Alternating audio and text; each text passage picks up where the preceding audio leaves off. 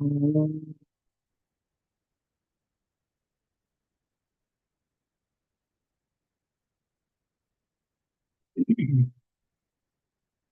सहनावतु सहनौ भुनक्तु सह वीर्यं करवावहै तेजस्विनावधीतमस्तु मा विद्विषावहै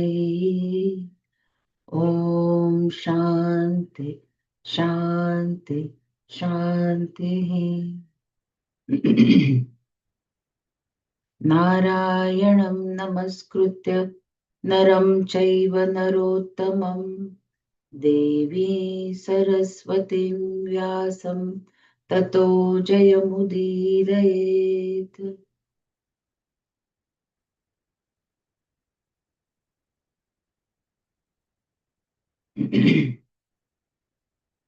कर्मण्येवाधिकारस्ते मा फलेषु कदाचन मा कर्मफलहेतुर्भो मा ते सङ्गोऽस्त्वकर्मणि कर्मणि in action eva only te your adhikarah choice phaleshu in the results ma kadachana never karma phala hetuhu the cause of the results ma bhuhu do not be akarmani in inaction te your sangha attachment ma astu let it not be.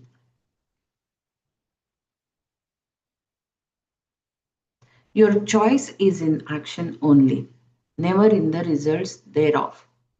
Do not be the author of the results of action. Let your attachment not be to inaction. Shankara takes the karma mentioned in this. Okay. Shankara takes the karma mentioned in this verse as purely scripturally enjoined karma. Vaidika karma, that is Vaidika karma, because that was what was under discussion. We shall look at it as any karma rather than strictly Vaidika karma.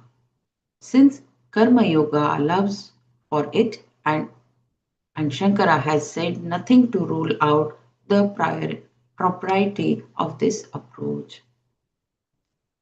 Shankara takes the karma mentioned in this verse as purely scripturally enjoined karma, Vaidika karma, because that was what was under discussion. We shall look at it as any karma rather than strictly Vaidika karma. Since Karma Yoga allows for it and Shankara has said nothing to rule out the propriety of this approach. The word adhikara here means choice. You are right, something over which you have power. This choice is only with reference to karma, the actions you perform. At no time, ma kadachit. However, is there a choice with reference to the results of actions? Phaleshu. Thus, with reference to all the actions, you have a choice. But with reference to results thereof, you have no choice whatsoever. This is a very simple statement of fact. Even for Vaidika karma, there is a choice. You can do it, you need not do it, and you can do it differently. This capacity to do, not to do, or to do it differently makes you a karma adhikari. An animal, on the other hand, is not a karma adhikari because it does not have a choice in its actions, but, but is motivated only by its instincts. When Krishna told Arjuna that he did not have any choice over the results of actions, he was not giving him a piece of advice. It was a statement of fact. A statement of fact is not an advice, it is teaching. That water boils at 100 degrees centigrade is a statement of fact. Here also, with reference to actions and their results, the statement your choice is only in action, never in the results of thereof. Karmani eva adhikarahate ma phaleshu kadachana is a statement of fact.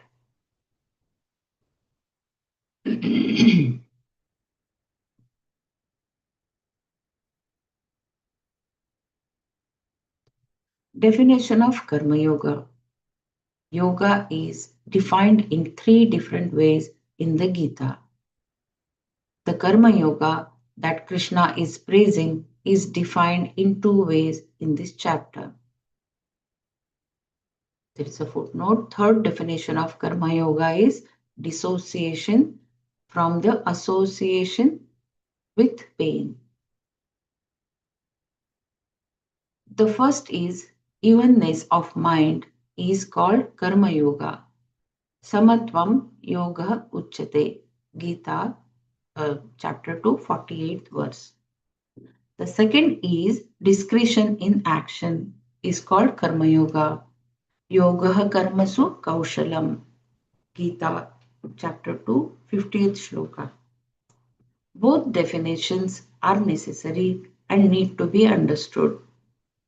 Only then can Karma Yoga be properly understood. Samatvam, Samatva, and Kaushala are defining words for Karma Yoga.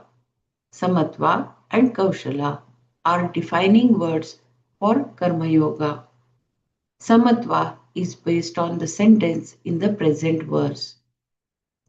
Karmani eva adhikarah te ma phaleshu kadachana. Samatva means sameness, and sameness of mind is Karma Yoga. Karma is also definitely involved in Karma Yoga. Otherwise, there would be no Karma Yoga. There can be karma without yoga, but without karma, there can be no Karma Yoga. If Karma Yoga implies karma, then there must be sameness, samatva, with reference to karma. Let us see where this sameness is possible.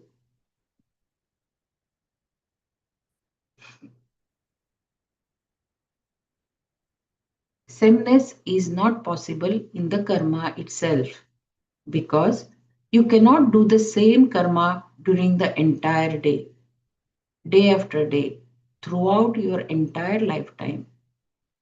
Cooking is one karma, eating is another, and stirring the food is in the pot is yet another. Removing the pot from the fire is a different karma altogether. The karmas are therefore endless.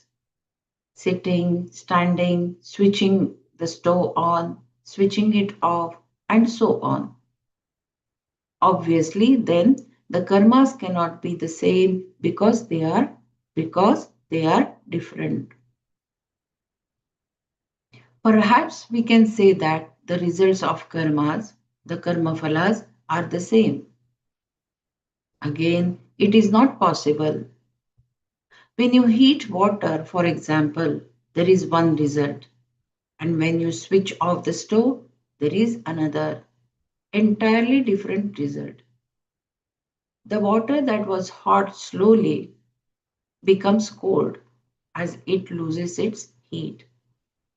Thus, different karmas are alone for different results. The results vary. If you do not get the different results when you switch the stove on and off, you have a different kind of problem in that stove.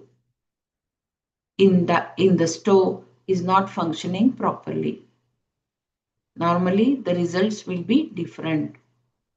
Thus, neither karmas nor their results can be same.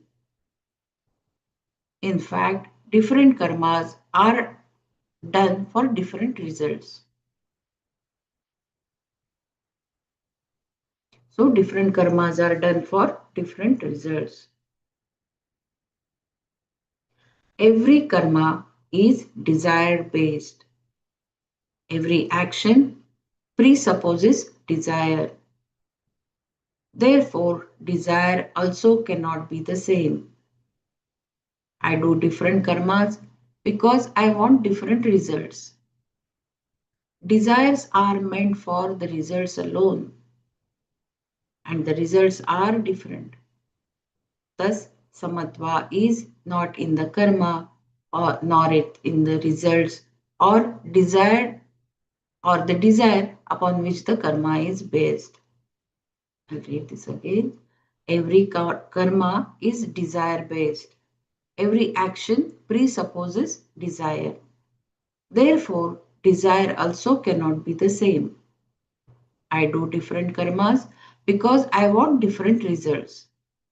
Desires are meant for results alone, and the results are different.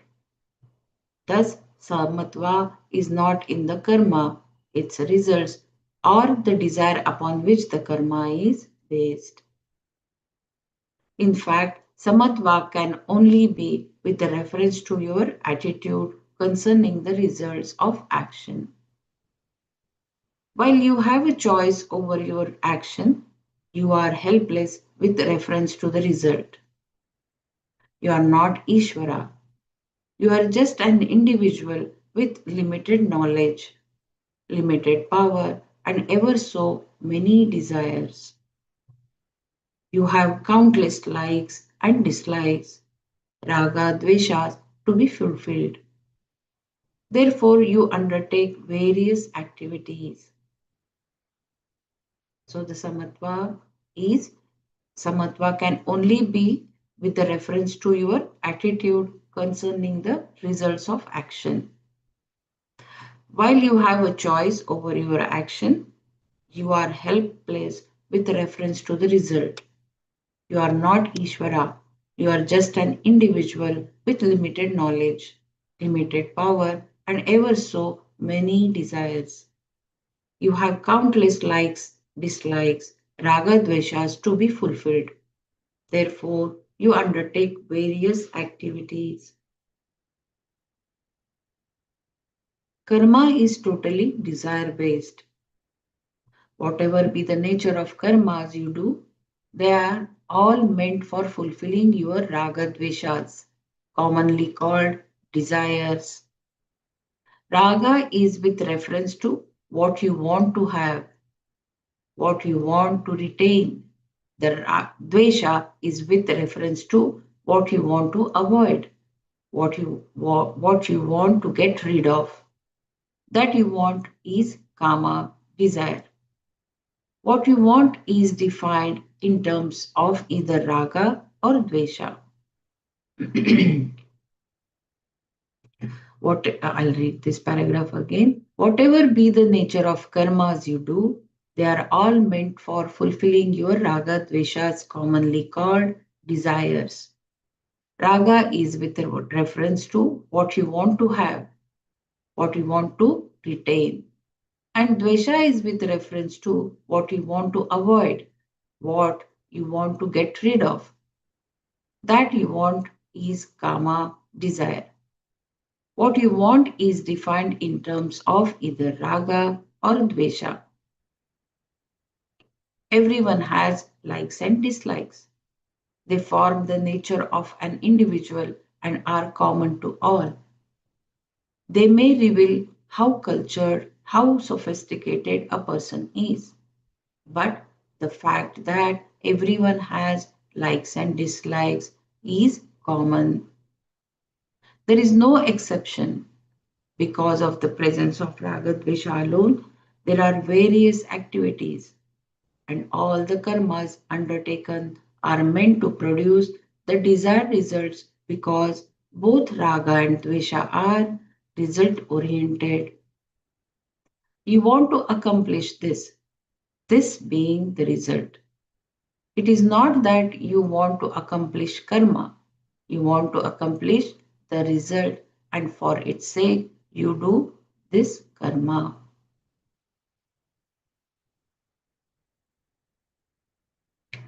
Everyone has likes and dislikes. They form the nature of an individual and are common to all. They may reveal how cultured, how sophisticated a person is. But the fact that everyone has likes and dislikes is common.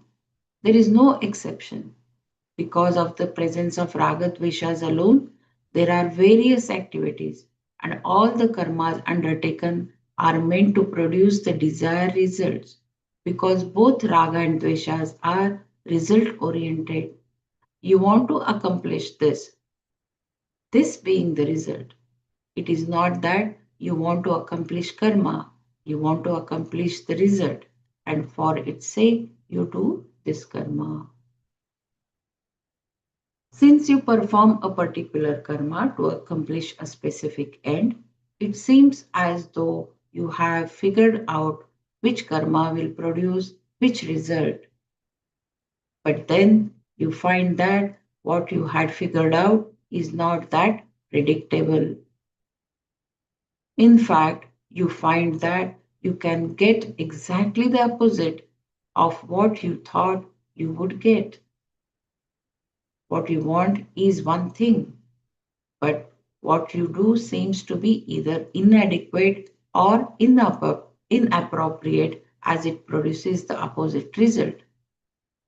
If we analyze any result, we find that it always falls into one of the following categories: more than we want, less than we want, the opposite of what we want, or exactly what we want. If you want to cross the road and you do so, finding yourself on the other side, you got what you wanted. The result was as you expected. If you wanted to cross the road to catch a bus, and while doing so, someone offered you a ride right to where you were going, you got more than you expected from crossing the road. Had you not crossed the road to get to the bus stop, you would not have met the person who offered a ride. Or, having wanted to cross the road, you may have found yourself in the hospital, having only reached the middle.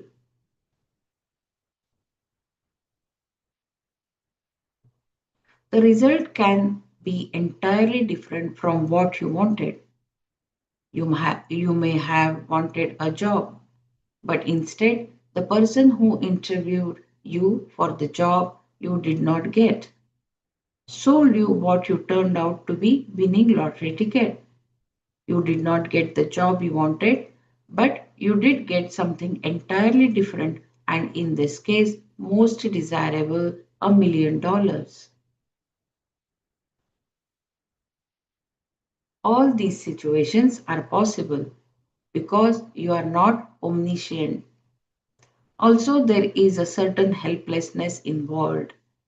Therefore, keeping all your fingers crossed may not be enough. You may be better off by crossing your toes also.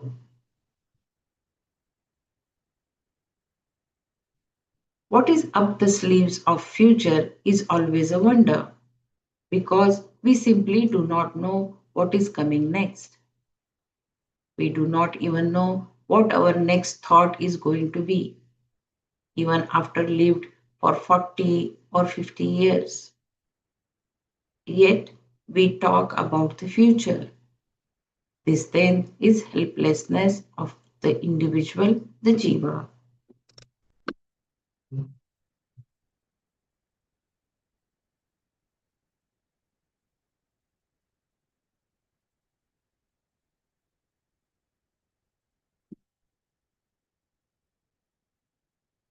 The limitations of the jiva. Wherever the jiva is, power wielded by that jiva is limited.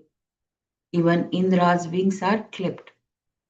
He does not have total overlordship because there are other domains where he is not even given entry.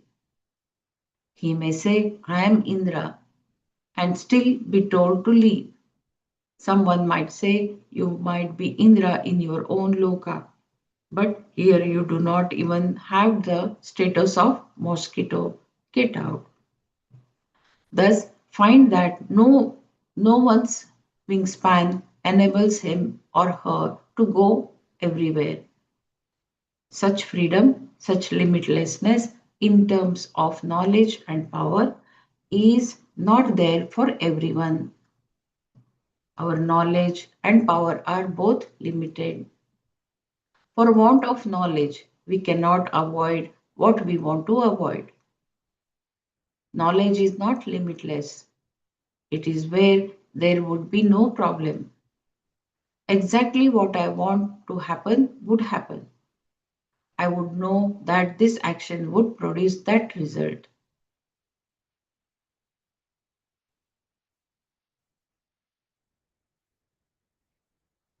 Limitlessness knowledge means limitless power also.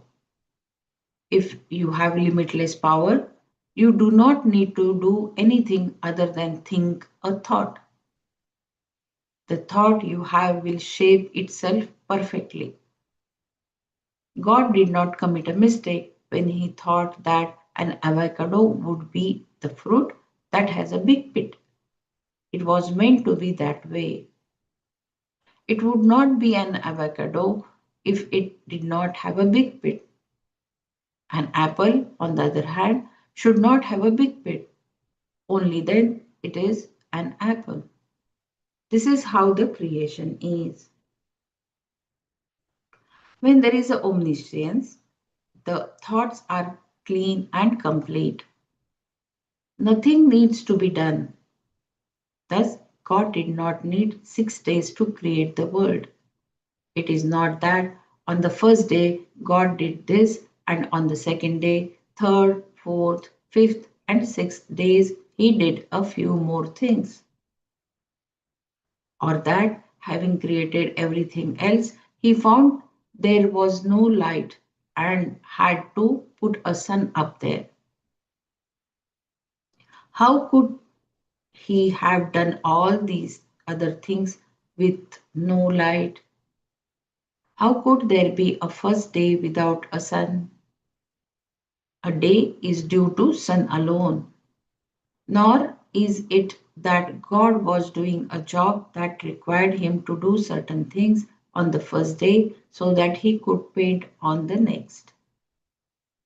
On the third day, he did not look at what he had done before and decide that it was unsatisfactory and rearrange the whole thing. God is not an architect. If the God, if the Lord is omniscient and omnipotent, all that is required is sankalpa, a thought. Even we, as a mere mortals, do better in our dreams. We think of a world and it is there in front of us. If we think of a mountain, the mountain is up. If we think of a lion on the mountain, the lion is there. If we think of an African jungle, it is all there. We need not do anything, nor do we have to go anywhere. It is all there. We created it. And if we want everyone to come and see our creation, they come in droves, in every imaginable means of transport, because we have the capacity to create them all in an instant. The capacity similar to this in the Lord, of course, is what is meant by omnipotent. That is why he is called Satya Sankalpa, one whose thought Sankalpa is true Satya. When the thought is there, the whole thing is there. This is omnipotence.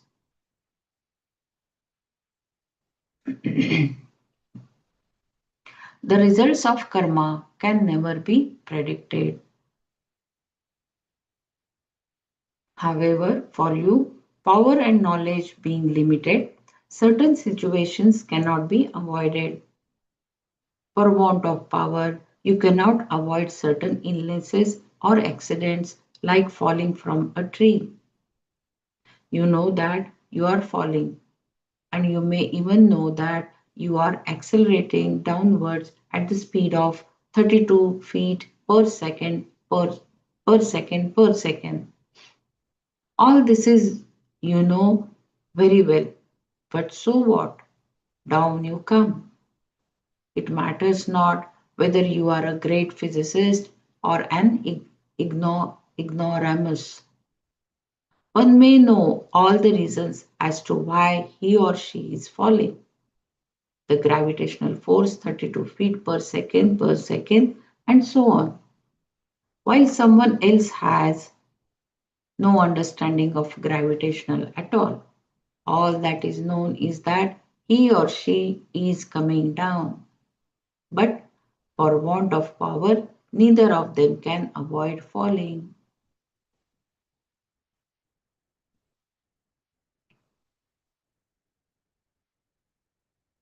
Limitation with respect to power and knowledge. Then is the status of an individual. Limitation with respect to power and knowledge, then is the of an individual.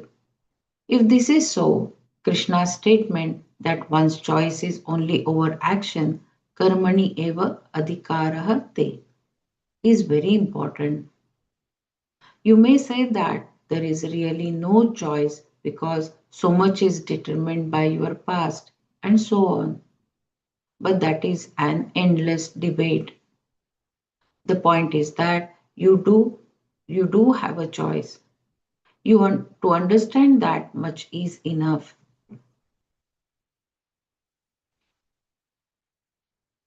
You can perform a given action. You need not do it, or you can do it differently. That capacity you have. Therefore, you do have a choice.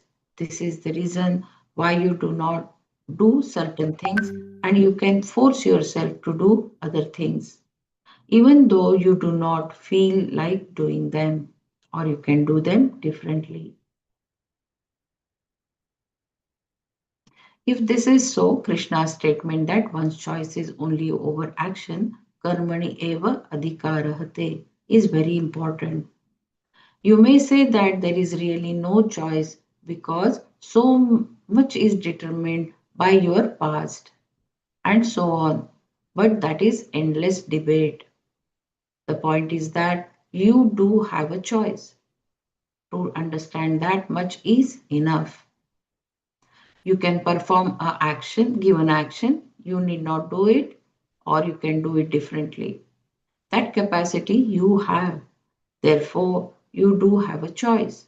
This is the reason why you do not do certain things and you can force yourself to do other things, even though you do not feel like doing them, or you can do them differently.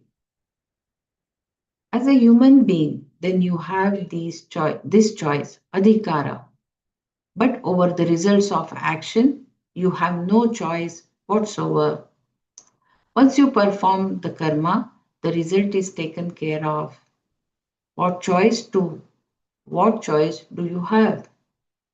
If you had a choice over the result, you need not have done the karma at all. If you had any power over the result, you would have all if you had any power over the result, you would always be successful. But because you are not omniscient, you do not know that a certain karma will produce a certain result. No one knows the ways of karma. You know how karma is going to produce its result, and what result is going to produce is very difficult to figure out. This is because your past karmas may be inhibiting the results of the present karma. Thus, all we know is good and bad luck.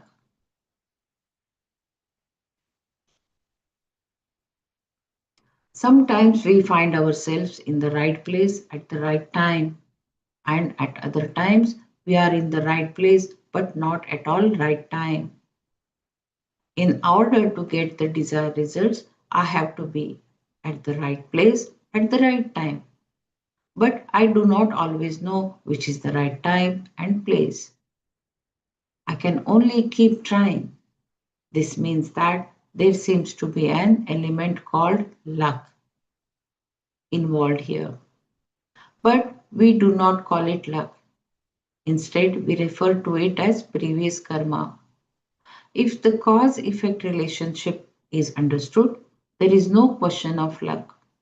It is simply replaced by past karma. Being at the right place at the right time is karma, and being at the wrong place is also karma. Therefore, we really do not know. We can only go by our choice, our free will.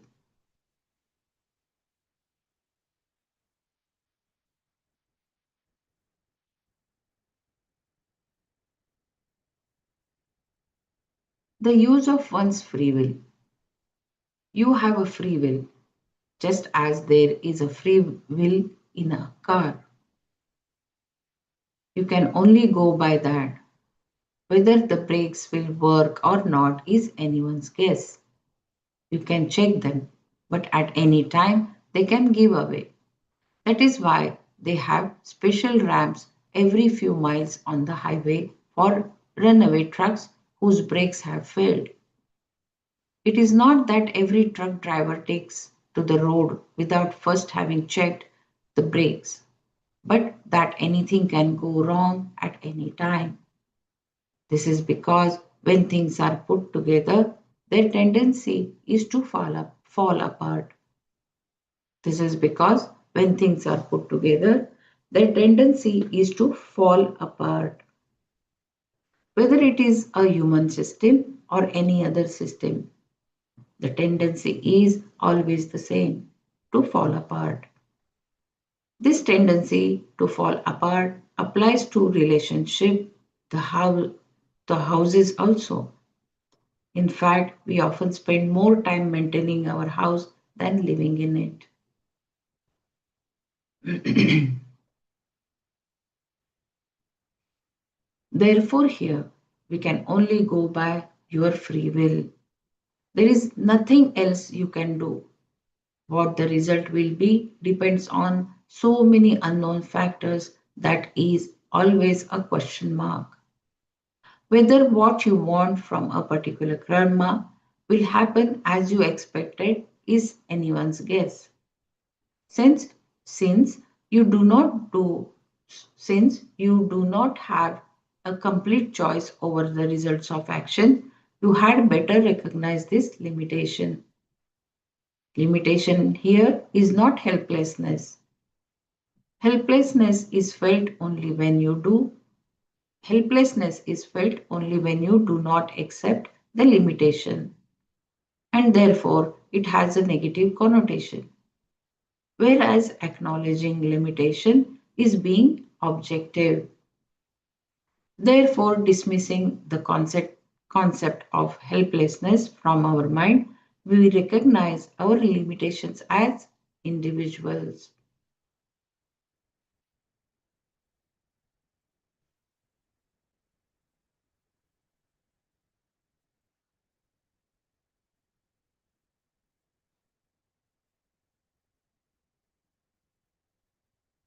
I'll take few sentences. Limitation here is not helplessness. Helplessness is felt only when you do not accept the limitation, and therefore it has a negative connotation. Whereas acknowledging limitation is being objective.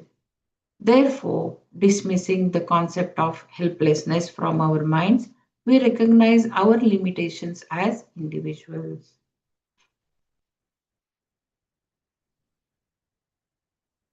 Because there is a limitation in knowledge and power, I cannot figure out exactly what I want, nor do I know exactly what any given action will produce. When I understand this limitation, I can respond to the result of action in terms of samatva.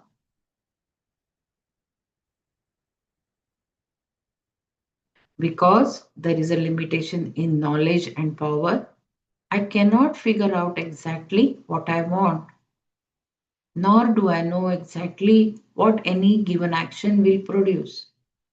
When I understand this limitation, I can respond to the result of action in terms of samatva, evenness of mind. Any result can be responded to in either of two ways: dispassionately with samatva, or like a yo-yo elated because I got what I wanted, or suicidal because I did not. And if someone saves me from suicide, I will respond again like a yo-yo feeling that I could not even commit suicide successfully, thereby developing yet another complex. This yo-yo response is because I think that I am the author of any result of action, when in fact I am only the author of action.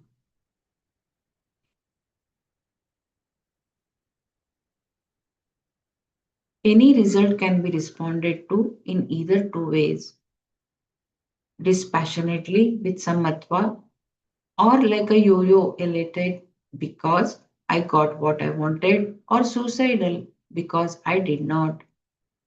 And if someone saves me from suicide, I will respond again like a yo yo, feeling that I could not even commit suicide successfully, thereby developing yet another complex. This yo yo response is because I think that I am the author of every result of action, when in fact I am the only author of action. Depression is created by some one one rose responsibility you have assumed, one that is absolutely illegitimate. You take what does not belong to you and then smart under it because you cannot always produce what you want. This is a fact. Then why do you not just accept the fact? All that is required is to accept it objectively, to accept that this is how the creation is. This is what you are made up of, and no one else, even a Swami, is made differently. All human beings have the same types of limitation. According to the Shastra, even the Devas have the same limitations, albeit with some small differences between them, just as there are between human beings. Similarly, while the President of United States definitely has more power than other people, still he cannot appoint anyone he chooses as a judge. Once he realizes that he does not have a majority, he begins to withdraw quietly, proving that even the presidential power is limited. Everyone's thumb has its size. Even if it is swells, it can only become so big. The cause of one's sense of failure. Similarly, everyone has power only to limited extent. You can improve your power, but only to limited degree. Knowledge also is limited and can be improved upon only in limited way. Anything else, such as your skills, health, longevity, your environment, are all limited and can be improved upon, but the improvement is always limited. Thus, there can only be an improved limitation in this fact is understood. If this fact is understood clearly, then you do not take up the responsibility of authorizing the result of action as you like. If you think you are the author of the result of action, you cannot but have the sense of failure. Is it not true?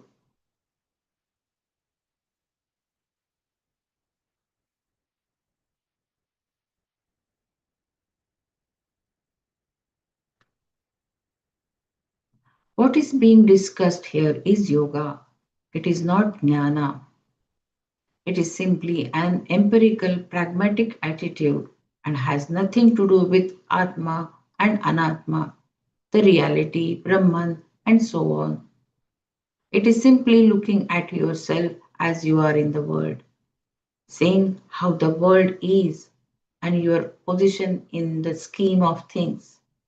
To convey this attitude to Arjuna, Krishna said, "Do not be the cause of the result of action. Ma karma phala hetu. Ma karma phala hetu.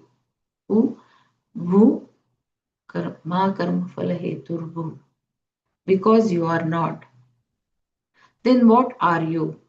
You are merely the cause of action, karma hetu, not the cause of the result of action, karma phala hetu. You are the author of karma, but not the result of thereof. Given this fact, the most appropriate thing to do is to take whatever result comes with an even attitude, samatva. By not getting what you want, you become wiser. Not getting what you want does not mean you have become a failure. It means only that your limited knowledge has improved somehow, somewhat. You have become wiser, or if the result is more than what you expected, you are also wise. In addition, if you try again thinking you will get more, you will again get more, the result is not as you expected. You say, "What luck?" Still, you have become wiser. Whether you gain or not gain, there is always wisdom to gain. There is definitely something to learn. To know what you are, the author of action, but not the result thereof, produces samatva. In this context, samatva is nothing more than a pragmatic attitude. To make it karma yoga, we have to go one step further because karma yoga implies the acceptance of Ishvara. Unless you accept Ishvara, there is no karma yoga. There are a lot of people who are pragmatic and who take whatever happens in their stride and then proceed because they know it is all in the game of living and doing. They are more or less pragmatic, more or less objective, because, of course, they have their bad days. This is simple samatva.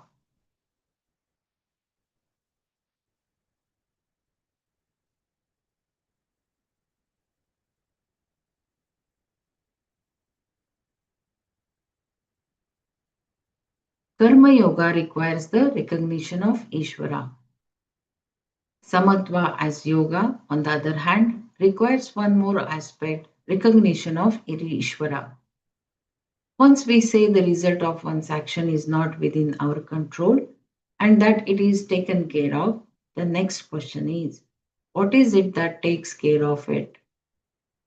All results are taken care by certain laws, the body of which we call either the law of dharma or the law of karma. In fact, it is the law of karma. Other than the physical laws that we know and do not know, there does seem to be another order of law.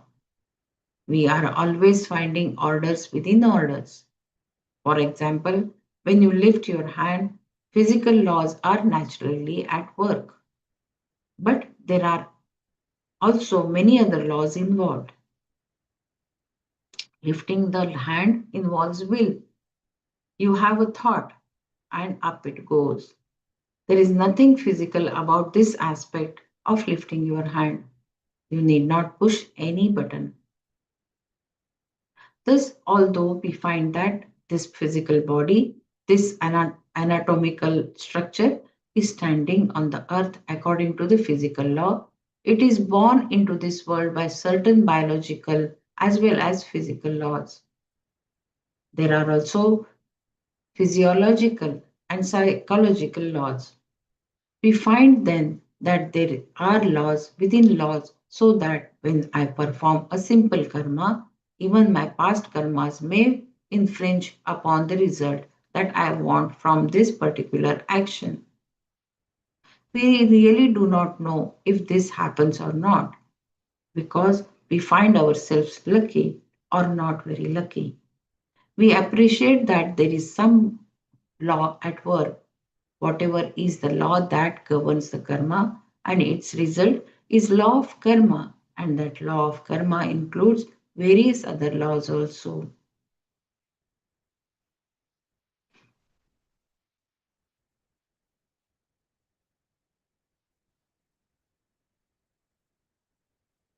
No law is created by me. I am not the author of any law. If I were, I would not be helpless. I would always be able to accomplish whatever I wanted. There would be no problem. I could even recognize the law to suit myself. I would not even need to cover the distance to reach a certain place. The place would come to me. Or I could think about being a certain place and I would be there immediately. However, this is not the case. Therefore, I tried to go by the laws, and at the same time, we do not know very much about them.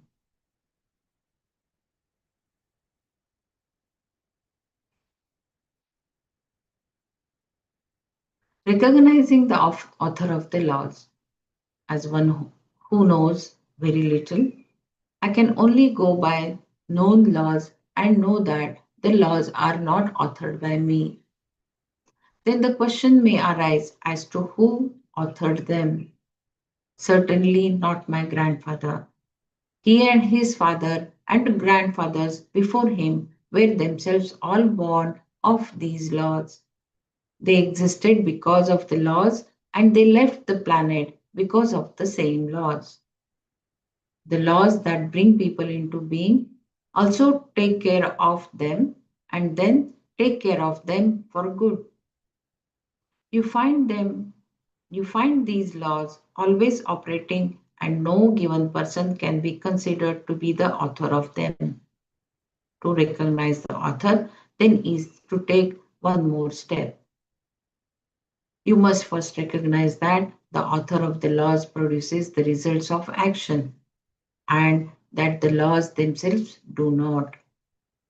When you go one step further and recognize the author as Ishvara, the Lord, you have the beginning of Karma Yoga. You must first recognize that the author of the laws produce the results of action and that the laws themselves do not. When you go one step further and recognize the author as Ishvara, the Lord, you have the beginning of Karma Yoga. There are still more steps to go, but this at least is the beginning. The creation is not created by me. Therefore, whoever did create it is Ishvara, and this same Ishvara is the giver of the results of action. When you receive money from someone, month after month, the postman is the one who actually gives you the money. But this does not mean that postman is a benevolent person who goes about distributing money to everyone like Santa Claus. There is someone other than the postman who is to be thanked. Similarly, the karma phala, the result is produced by the law, and the law itself is produced by another intelligent being. That all intelligent being Brahman is called Ishvara, the Lord, with reference to the action, creation. That all intelligent being Brahman is called Ishvara, the Lord, with reference to the creation. He is the overlord, in fact, the top man and the boss, not limited by time, space, or anything.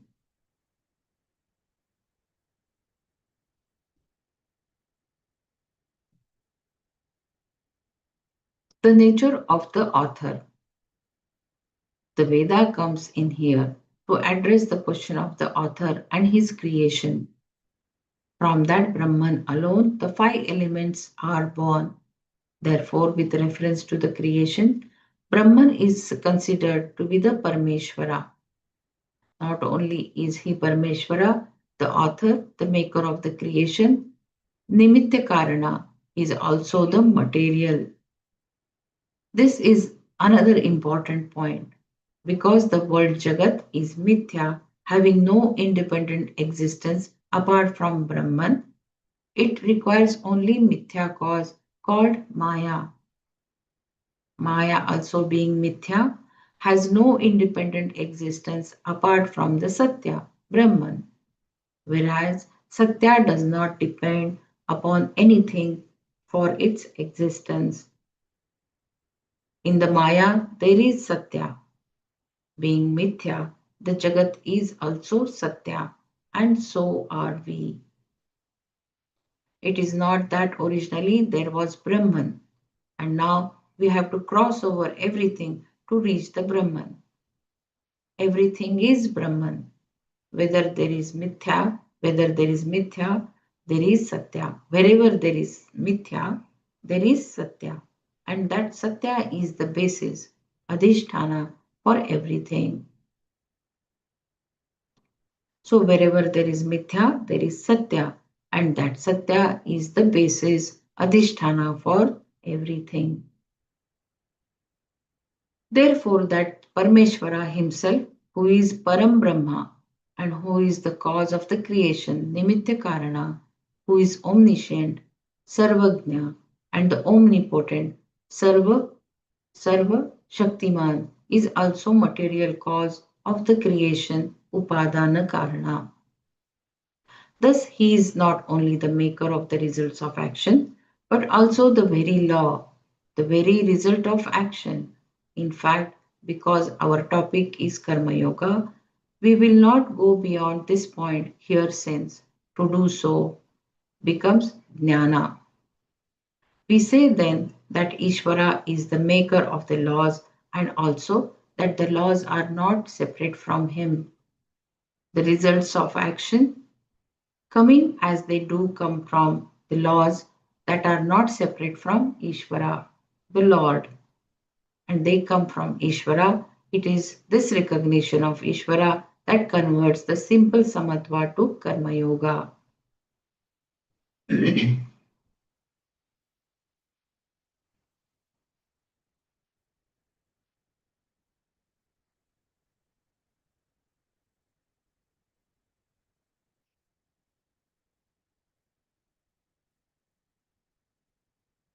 Ishvara is the maker of the laws, and also that the laws are not separate from him. The results of action coming as they do from the laws that are not separate from the Ishvara, the Lord, and they come from Ishvara.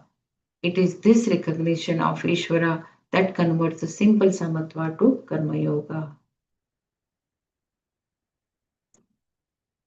Without Ishvara, what we have been discussing is nothing more than the pragmatic approach to life. But here we are dealing with purely religious approach, which is entirely different because it recognizes Ishvara, the Lord, as a giver of the results of action, karma phaladata, and oneself as only the doer of action, karma karta. Therefore, to be karma yogi, one has to accept Ishvara. Sorry. Without Ishvara, what we have been discussing is nothing more than a pragmatic approach to life. But here we are dealing with the purely religious approach, which is entirely different because it recognizes Ishvara, the Lord, as a giver of results of action, karma phaladata, and oneself as only the doer of action, karma karta. Therefore, we are karma yogi, one has to accept Ishvara. To be a karma yogi, one has to accept Ishvara. Ishvara now has one more definition, one who has all knowledge, Sarvagna. Ishvara now has one more definition, one who has all knowledge, Sarvajna. And when we say Sarvashaktiman, we mean that he is all powerful and has all skills, being the creator of everything. Another defining word we have seen is Karmaphaladata, the giver of the fruits of action. These definitions eliminate the problems that arise when it is said that God created all beings. I may naturally ask why God created one person blind and another lame. If I am told that being God, he is justified to do whatever he likes and that I should not question him, I will definitely ask why God's creation is even talked about since he is obviously nothing to boast about, especially when I am also told that he is all compassion. I am asked to worship and love Him. But when I look at this creation with so much human suffering, God's compassion falls apart for me. Then I am told that He is justified in whatever He does, and I am supposed to love Him. How can I? I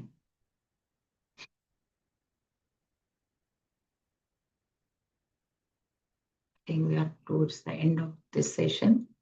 If someone wants to share something,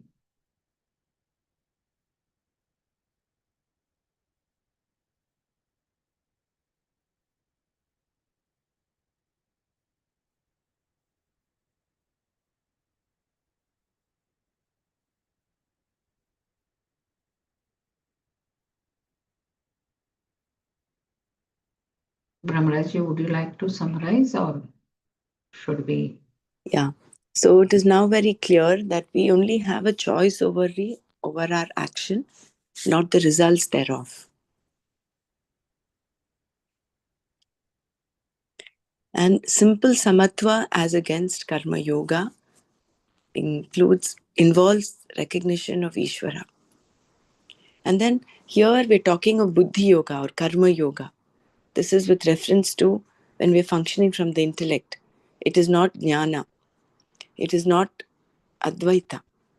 That is where the whole confusion lies if we kind of mix up advaita with karma yoga. Karma yoga implies dvaita. So, and this complete rereading it again, I think has brought in more clarity with respect to um, the fact that we have no power or choice over the results of our action. It can be one of those four, the same as what you desired, more than what you desired, less than, or completely opposite of what you desired.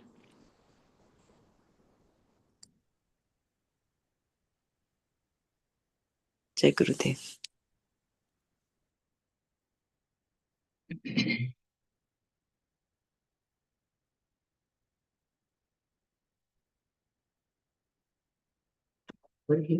It's 8:30.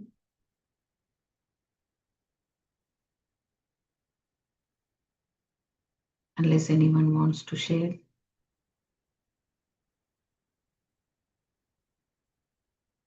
Okay.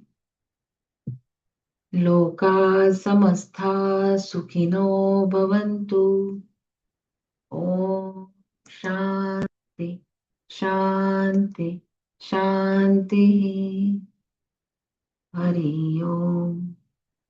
Shri Guru Pyo Namaha. Hari Om.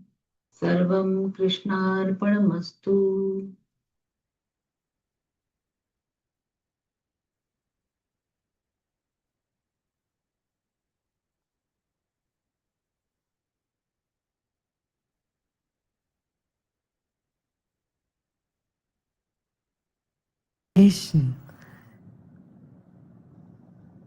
is accepting this moment, living every moment totally with depth.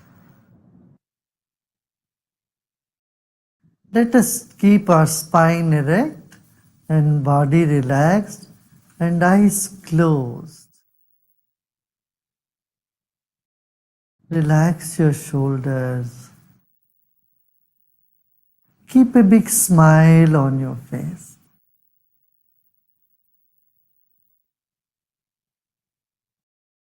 You're sitting like the statue of Buddha, very serene and with a serene smile on your face.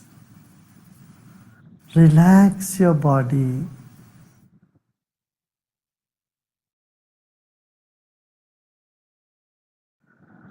Let's take a deep breath in and breathe out.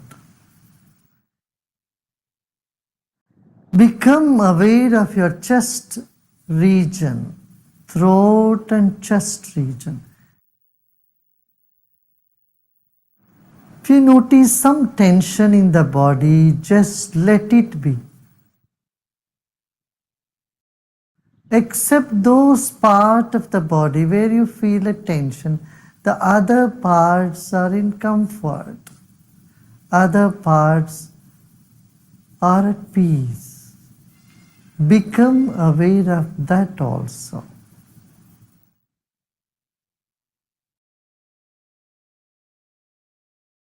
There are many good things about you and inside of you. Acknowledge them. They will never leave you. And the negative aspect you may see in you is never going to stay with you forever. They are all guests for some time. Let them be. Sit with the total acceptance of yourself the way you are at this very moment. Total acceptance of what is now here. Lead us to deeper meditation.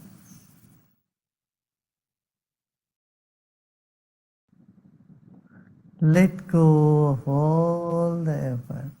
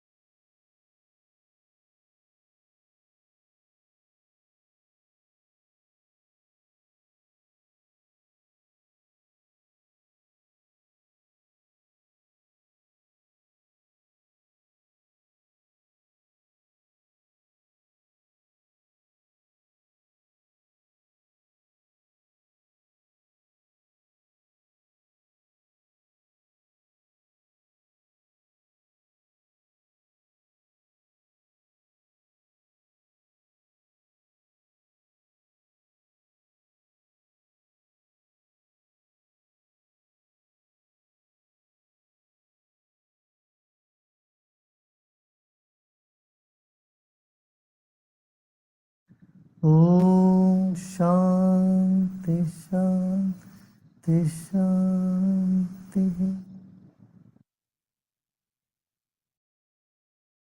Let go of all your effort and be in this emptiness.